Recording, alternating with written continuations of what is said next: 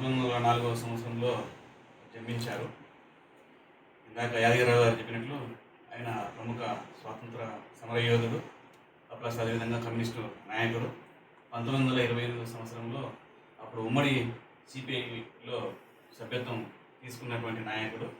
అదేవిధంగా 1948 నుంచి 50 వరకు ఉమ్మడి ఇది కమ్యూనిస్టు పార్టీ ప్రధాన కార్యదర్శిగా, భారతదేశ ప్రధాన కార్యదర్శిగా పనిచేశాడు. 1946లో ఇది నావికా దళ తిరుగుబాటు దాంట్లో కూడా సిఐటి ట్రేడ్ యూనియన్ నాయకుడిగా ప్రముఖ పాత్ర పోషించినటువంటి వ్యక్తి. అదేవిధంగా 1970లో అంటే ఏఐటీసీ నుంచి విడిపడిన తర్వాత 1970లో ఏర్పాటు చేసినటువంటి సిఐటిఏ యూనియన్కి వ్యవస్థాపక అధ్యక్షుడిగా కూడా ఆయన పనిచేసినటువంటి పరిస్థితి ఉన్నది. స్వాతంత్ర పోరాటంలో ఈ దేశానికి స్వాతంత్రం రావాలి అని చెప్పేసి కార్మిక వర్గాన్ని పోగేసేసి స్వాతంత్ర పోరాటంలో పాల్గొన్నటువంటి వ్యక్తి. ఆ సందర్భంగా ఆయనను అరెస్ట్ చేసి అక్కడ ఉన్నటువంటి బ్రిటిష్ ప్రభుత్వం ఆయనను అరెస్ట్ చేసి జైల్లో పెట్టినటువంటి పరిస్థితి.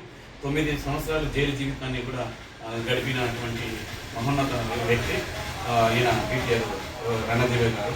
అదేవిధంగా బొంబాయిలో ఉన్నటువంటి టెక్స్టైల్స్ కార్మికుల పోరాటాన్ని కూడా ఆ పోరాటంలో ప్రముఖ పాత్ర పోషించినటువంటి మహనీయుడు. అదేవిధంగా సిఐటి ఏర్పడిన తర్వాత మన సిఐటిని భారతదేశ వ్యాప్తంగా దాన్ని బలోపేతం చేసేదానికోసం నిర్మించేటువంటి దానికోసం కృషి చేసినటువంటి వ్యక్తి.